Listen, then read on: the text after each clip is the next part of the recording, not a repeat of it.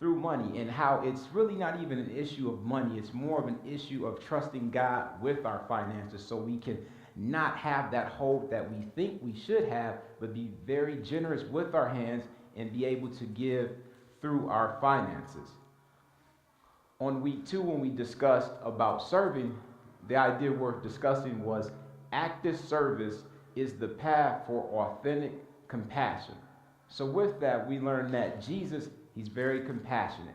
He's someone that we're trying to get closer to day by day.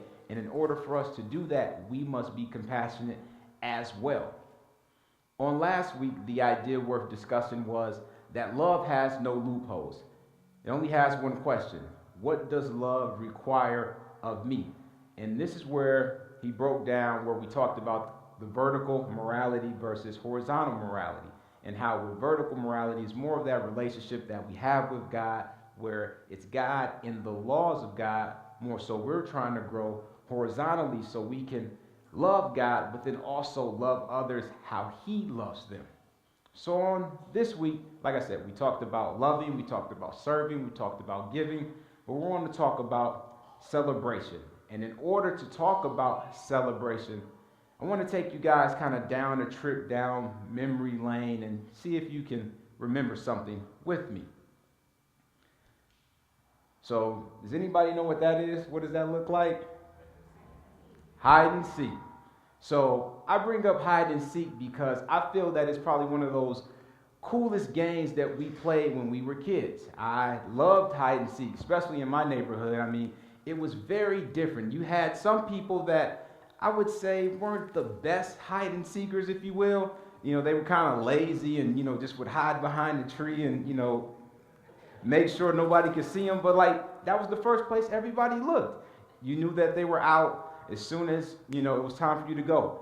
But man, we had some really good cats. Climbing like MacGyver style, like climbing on buildings, houses. You really couldn't find them. You had to almost give up to say, come on out. The lights are on, so you have to go home.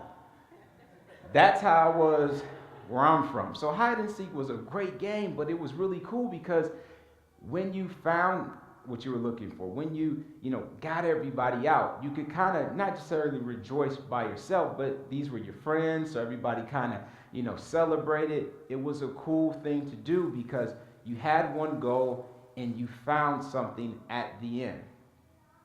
But I want to bring up this one right here. Hide and seek was cool, but for me, this was the all-time favorite childhood game for me.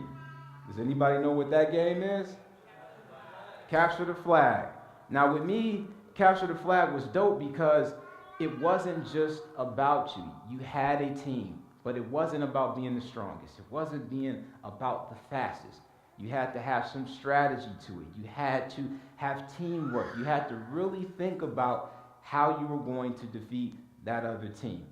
So with Capture the Flag, it was awesome. Like, you have to, for those who don't know what Capture the Flag is, because this is an old school game, you got two teams and you're trying to capture the other team's flag. So, but you're also trying to protect yours. So you have to really think and strategize how you can do this as a team.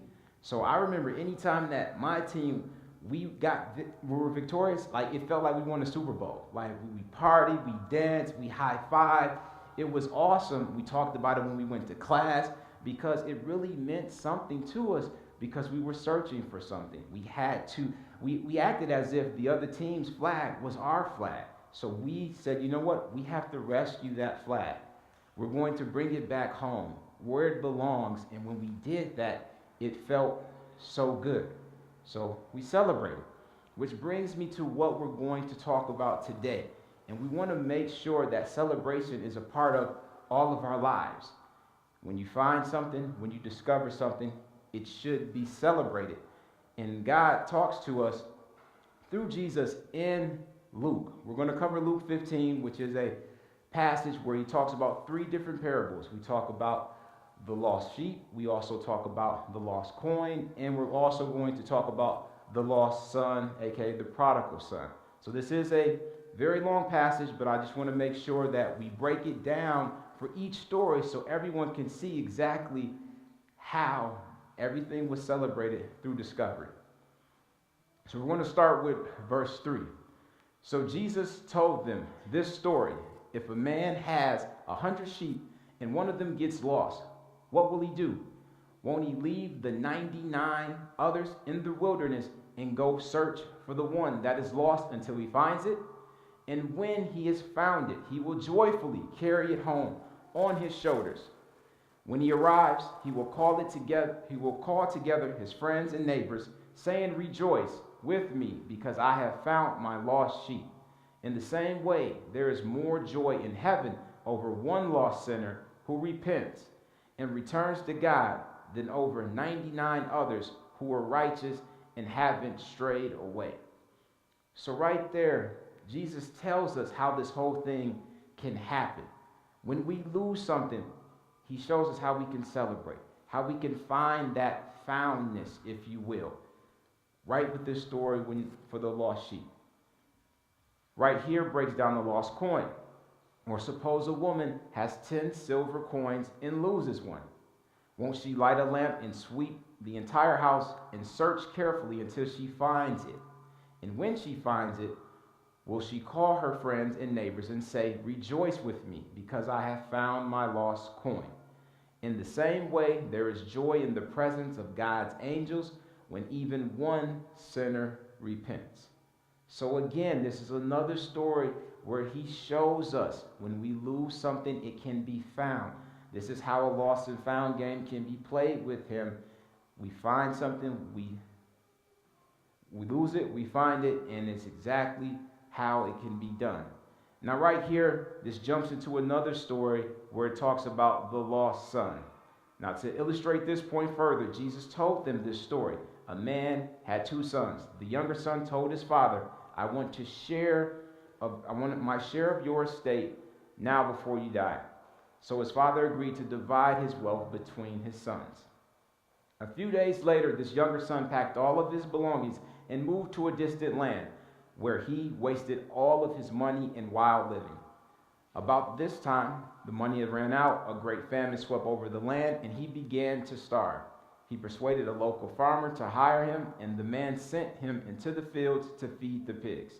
The young man became so hungry that even the pods he was feeding the pigs looked good to him, but no one gave him anything. When he finally came to his senses, he said to himself, "At home, even the hired servants have enough food to spare, and here I am dying of hunger. I will go home to my father and say, 'Father, I have sinned against both heaven and you, and I am no longer worthy of being called your son. Please take me on as a hired servant.'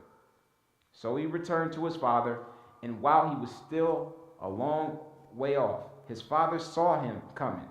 Filled with love and compassion, he ran to his son, embraced him, and kissed him. His son said to him, 'Father, I have sinned against both heaven and you, and I am no longer worthy of being called your son.'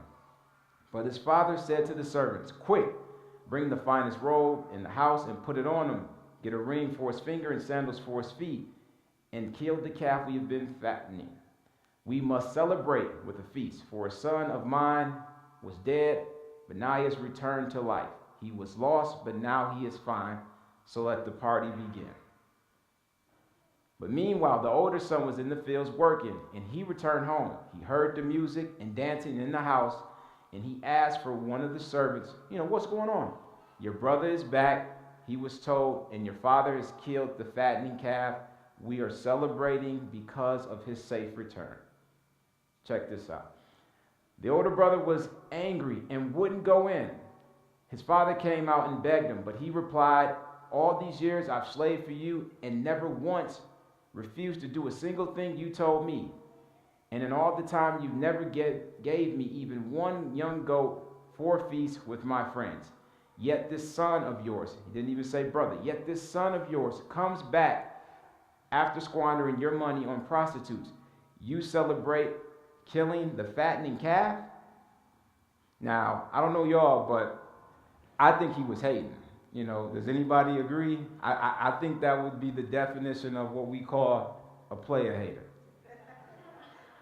Now the father said to him, "Look, dear son, you have always stayed by me, and everything I have is yours.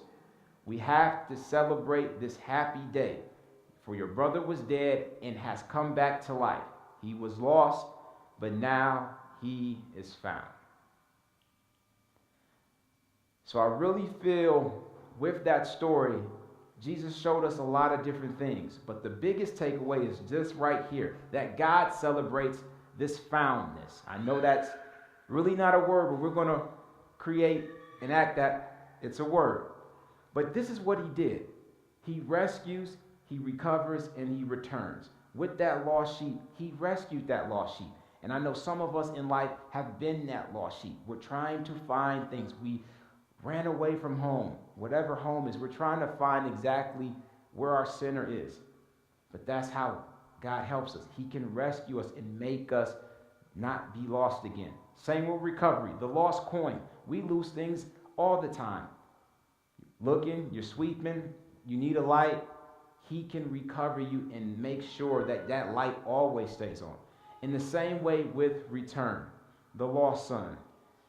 You know how returns work. You're trying to return back to that old form, trying to find exactly what you want in life. He did it with the lost son, so he can do it with us. So I want to talk about this celebration equation because I feel that in life we all should celebrate things. It shouldn't just necessarily happen on our birthdays or happen when we do holidays. You should have this celebration equation within your life every single day. So I say surprise plus support equals a celebration. So when you think about when you celebrate, you know, there's a surprise element to certain things. So let's say that you lost a sock in the dryer. Who's lost a sock in the dryer? It happens more than we probably want. Or even a lost coin underneath your seat. You might have been at the drive-thru, you dropped it, or you were looking for something, it's lost. But what happens when you kind of find that lost sock that you thought was gone? Or you find that coin because you actually dug in the crevices and you got it. You were shocked. Like you thought you lost a sock, you thought you had to buy a new pair of socks, or you found that coin that you were searching for. Because you supported that. You made sure that you did not give up. Therefore, you had a celebration. I also think if you change those words and you put grace plus love, that'll also equal celebration. Because you look at God's grace. It is something that we can receive that we shouldn't. We are so not worthy of it, but he, time after time, gives us his grace. When we're lost, we can be found. Amazing grace, it is right there. And the love that he has for us is everlasting. It is something that we are trying to get closer to every single day by loving each other and doing the things that he does for us, which is love us, no matter what. That's to be celebrated, and that's something that we can do every day. We don't need a holiday for that. We don't need a birthday.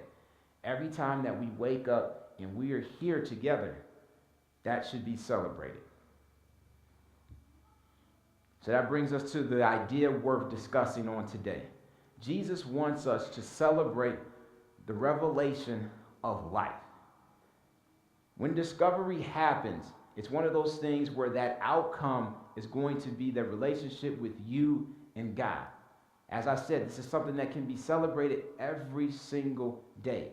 We're all searching for something. We can lose it and it can be found. You know, there's kind of that old saying where like, I want that old thing back. And usually when you hear that, that usually means, you know, you want that ex that for whatever reason is your ex. But I don't mean that because we don't want that type of old thing back. We want the old thing back when it comes to the relationship with Jesus Christ. So if you lose something like that, you can get that back. You can return to your center. You can find the exact thing that you are searching for. But you have to celebrate that. That should be celebrated. It is something that God wants us to celebrate and have every single day that you're here. So you're going to go through some adversity. You're going to go through some trouble. You're going to go through some obstacles. But that's okay because you can overcome those things. You can become a new person, but you must do it the right way. That's serving, that's loving, that's giving, and that is to celebrate. So my thing to you, I want you to kind of take me back to memory lane and capture that flag. Capture that flag of Christ. Make sure that all the things that you want can be attainable. And when you get those things, celebrate them. You should celebrate them. You should rejoice in harmony. Be with your friends. Understand that this is something that you can get and you should be proud of, because God's grace, his love, that equals celebration. So right now, I want you guys to celebrate. Let's clap. Let's stand up. Like, hug someone. And I'm for real. This isn't, like, so I'm gonna, because we should be happy and we should be excited for what's going on. So yeah, hug somebody, high five somebody, do something. Yeah, there we go. Yeah, let's get some energy in here.